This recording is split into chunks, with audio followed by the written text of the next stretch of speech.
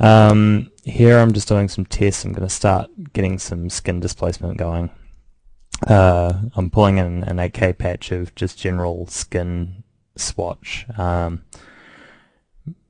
Basically just I make up libraries of generic skin types that are all equalized and have the lighting information painted out of them, and they're just handy to have. Sometimes it's, as with the horns, I generally, some people like to paint from scratch and build things up, and sometimes, especially if I'm in a hurry like I am in this case, I'll just slap something on there and hit render to see what it looks like, and that'll kind of give me a game plan for how I'm going to carry out the rest of the application. So that's just what I was doing there. I exported the horn displacement and the skin displacement and did a couple of renders just to see how they work together before I integrate them into one map. Here I'm exporting and using a tool called bulk rename utility, and I'm using a daisy chain system for plugging multiple UV maps in. Yeah, people have asked me in the past what is the easiest way to render multiple UV'd objects at home, and the easiest way I've found is basically I'm outputting all my my channels, and then I'm running them through bulk rename utility, which is free online, but well worth donating to. It's about the best rename tool I've ever found. Yeah, and then I'm changing it to the Mudbox naming convention and using a tool called Ash Multi, which, if you Google that, the guy who made it is a godsend, and yeah, it allows you to set up that daisy chain thing with very little hassle. Here after doing my quick test render, I'm changing the scale of my base swatch for the skin. It was too fine, and so it was rendering a little bit noisy. So I've just scaled it, and I'm going to do the same thing I did before, where I pull one patch of it in and then go into UV view, copy it, and then I'm sorry, it was a 4K patch. I'm not that worried about the sharpness of this base pass. So yeah, I'm applying it to all parts of the skin and the horns. Actually, the horns are masked out in the shader. We'll get more into that later. Yeah, so I'm just basically setting up a start point.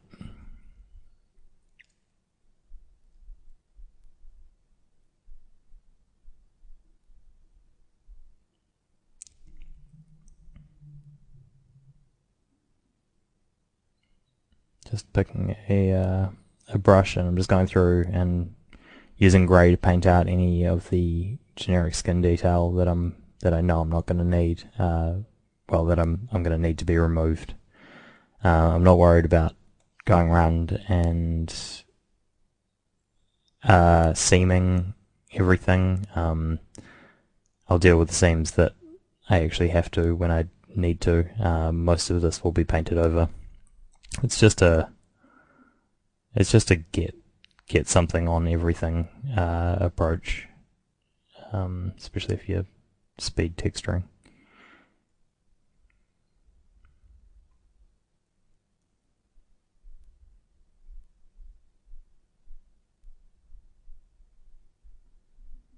So yeah, smoothing out the rims of the eyes, the lips, and the nostrils. Here I'm just, because my face UVs I attempted to transfer them from one side to the other, even though it's not exactly the same. It's giving me a bit of symmetry.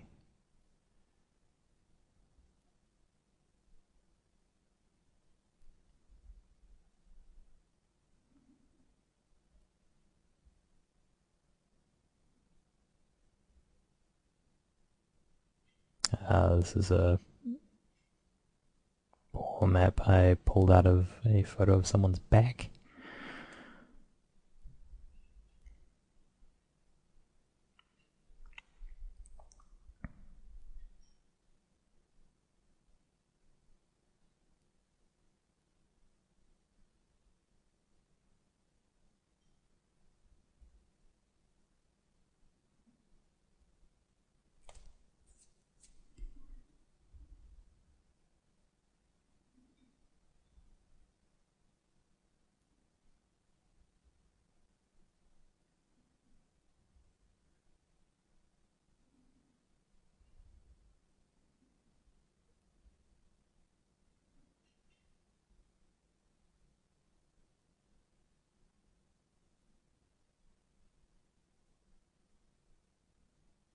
So having a quick look at this guy for reference.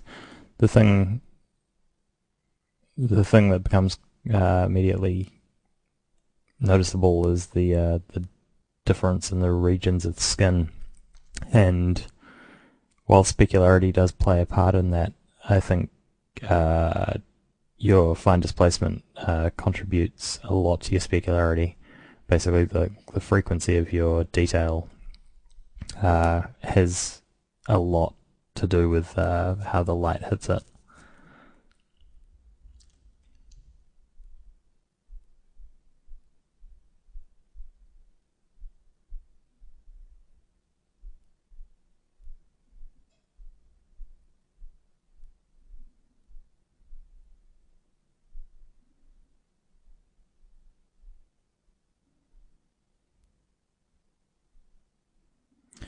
It's, I guess it's very similar to doing a pour pass in ZBrush. I just find the warp tools in Mari remarkably good at letting you get away with using the same skin swatches over and over again without them becoming terribly recognizable.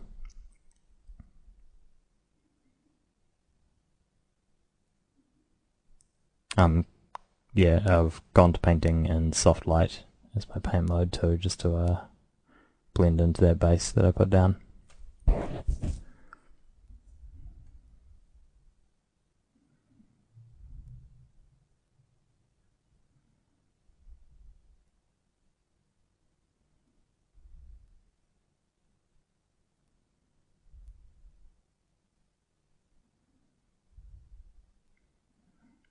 Trying to not make him look like he has stubble, but something kind of implying that that type of pour.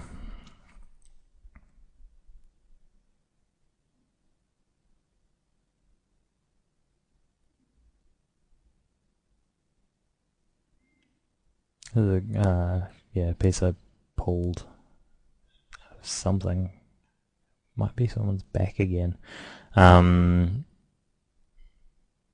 Yeah, very directional, and yeah, it was a good high resolution photo.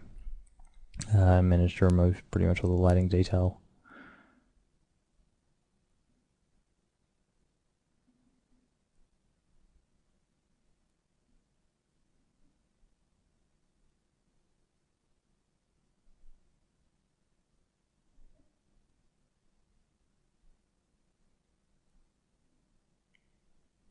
So there, I painted in soft light and then baked down and switched my painting mode to normal.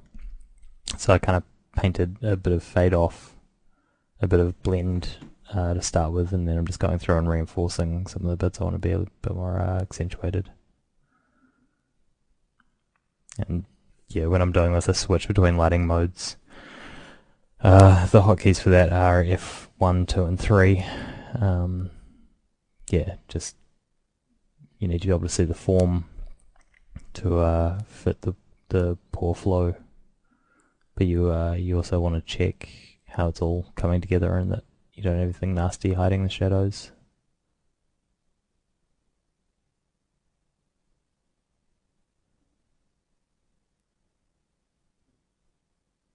Just mixing this in, trying to get some of that tension coming down his muzzle.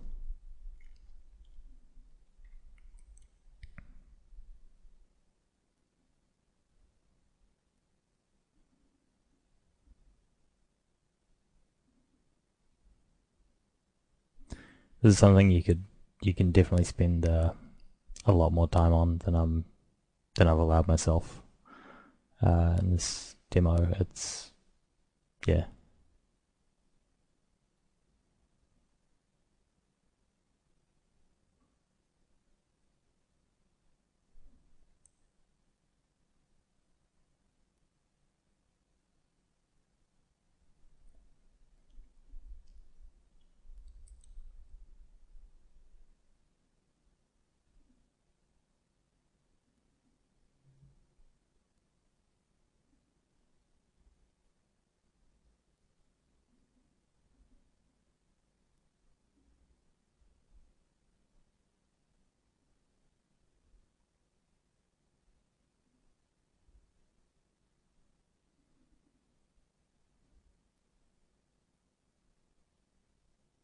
I'm using a brush with a not too soft an edge, just because I don't want things to get too muddy in between in my blending areas.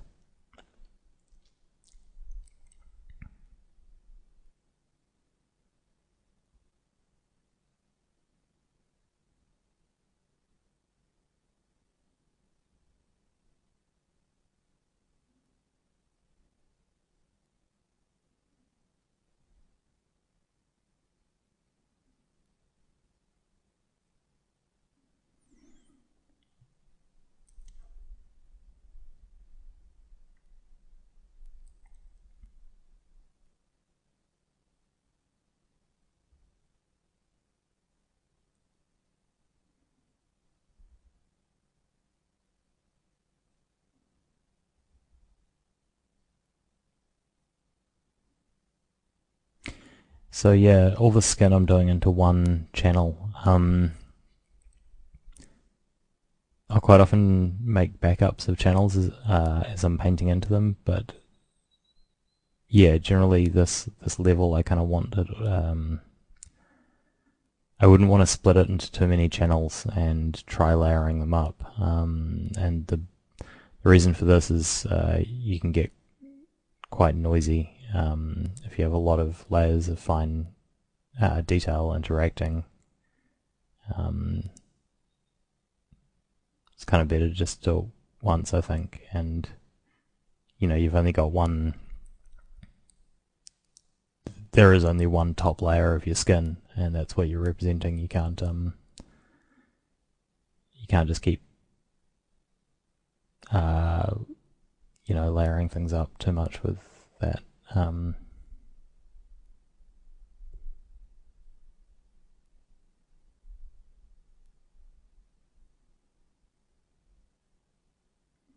Just trying to feel some weight. The warp tool is great for fitting things like this. Just yeah, trying to feel some pull in the skin, and that massive Zygomat ridge.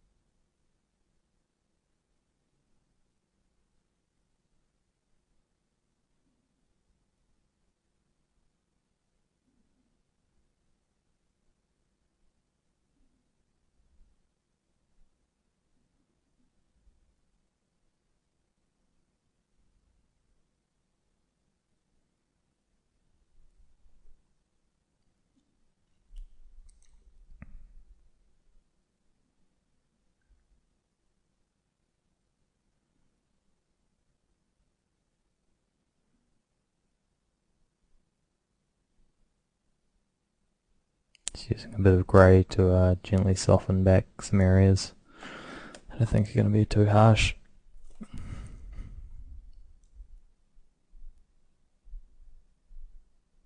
It's essentially just like using your smooth brush and ZBrush in my box.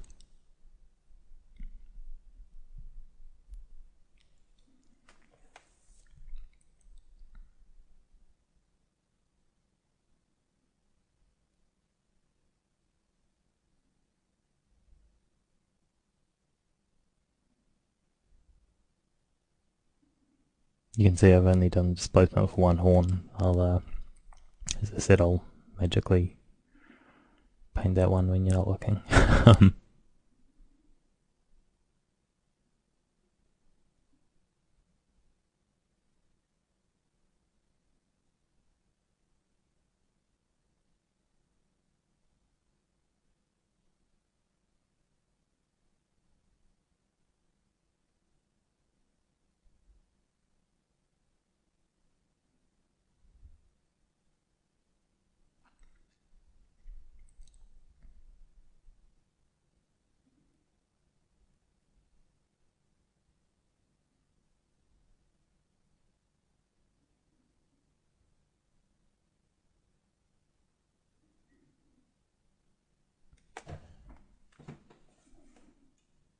I really have there's a lot to work with in this model, displacement wise, which is making it a lot easier. Yeah, Scott's put a lot of form and interest and shape into it, so it's kind of following that is making it. There's a lot to flow into.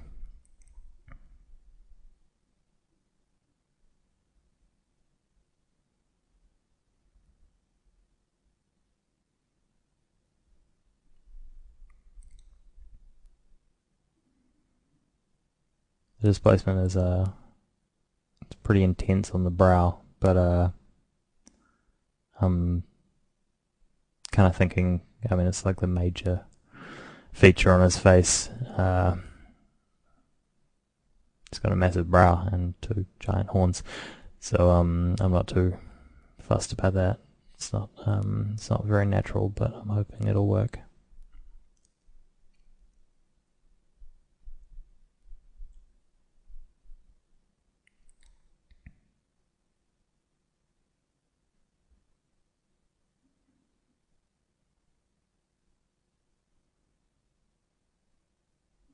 Just using some more of that of the gen skin that I put down as a base, cutting a chunk out of it and blowing it up a little bit just to get some bigger features on the back of the head.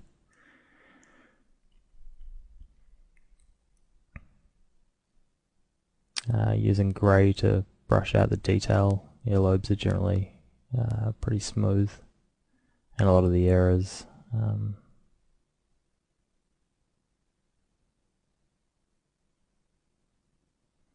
Probably won't focus too much on the ears. There's a lot to get through. You can spend a long time working on ears.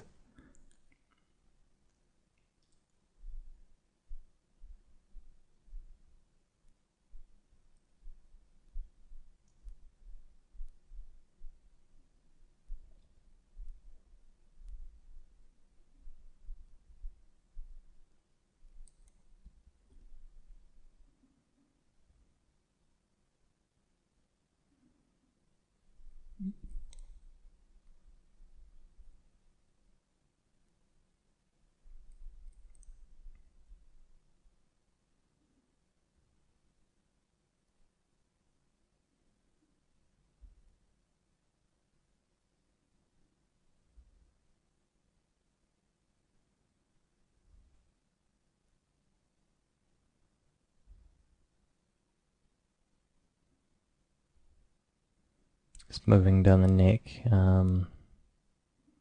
applying a neck stipple.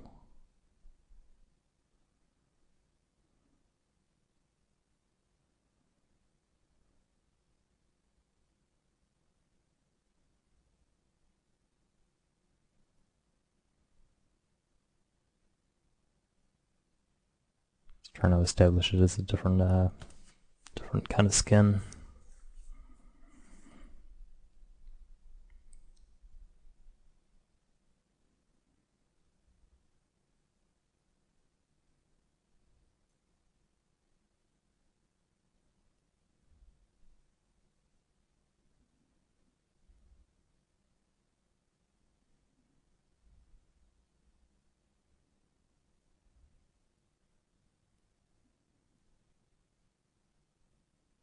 Trying to match the scale all the way around.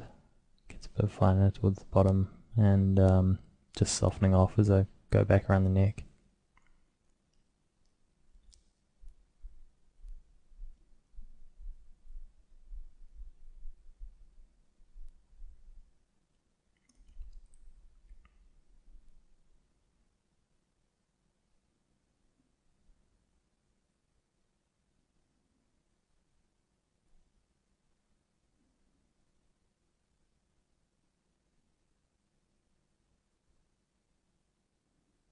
Just hoping I've got the right scale here. I think it's fine enough. If you think if you go too big with this, you can get you start to look a bit like chicken skin. And saying that, though, some some people, especially men, have some crazy big neck stipple, especially the cutthroat razor kind of old guys.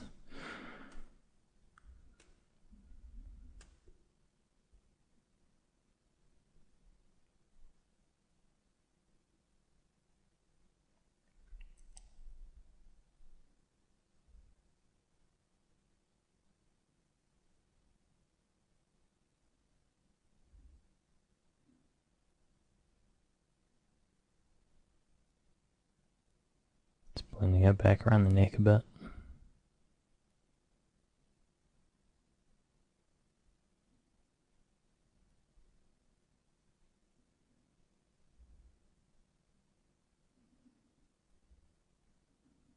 Painting it where I want it, and just getting a big soft brush and erasing just to soften that edge out, kind of following the trapezoids as a kind of a fade off area.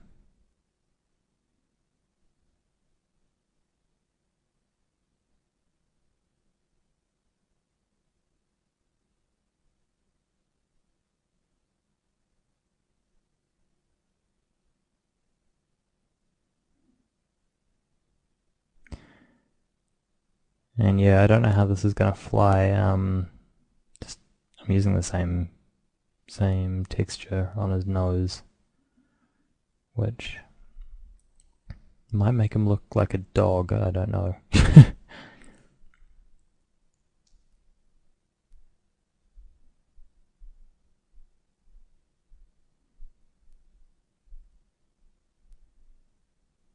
Here I'm gonna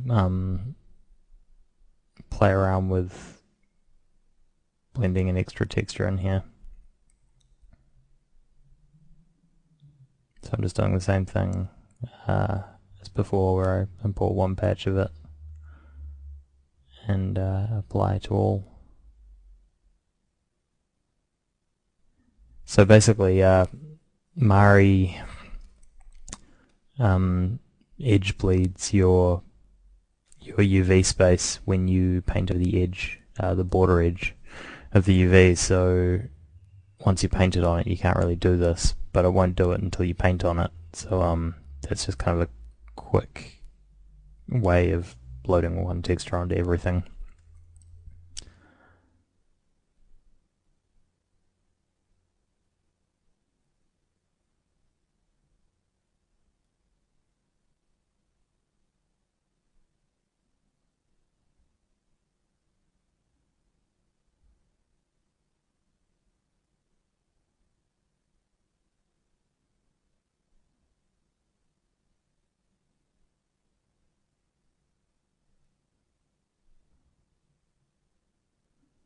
Here I am just removing that main seam down the middle as it's a bit obvious with this patterning.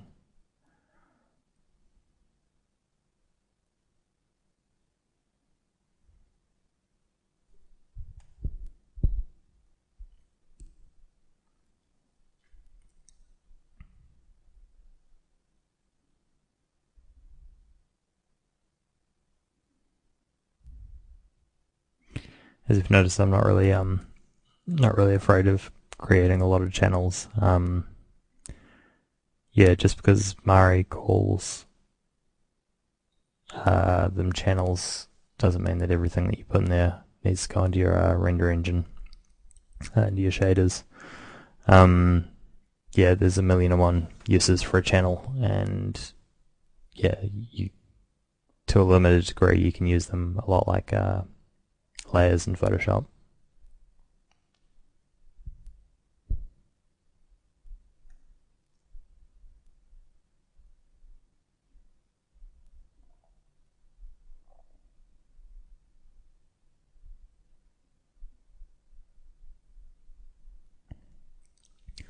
I only seamed it down the back because that's kind of where I think I'm going to want to use it.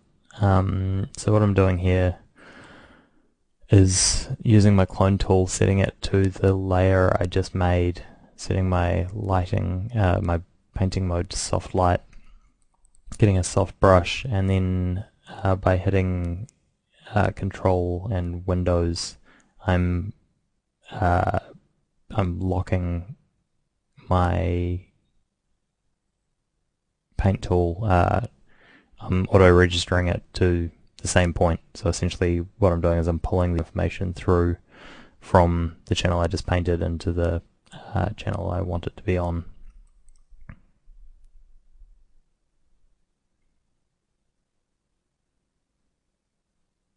just kind of playing around at this point. I don't know if this is what I'm going to want.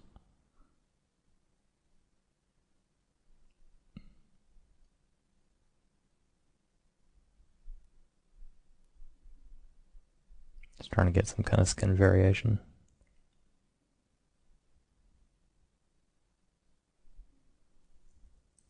But it's thought it was a tool worth showing off.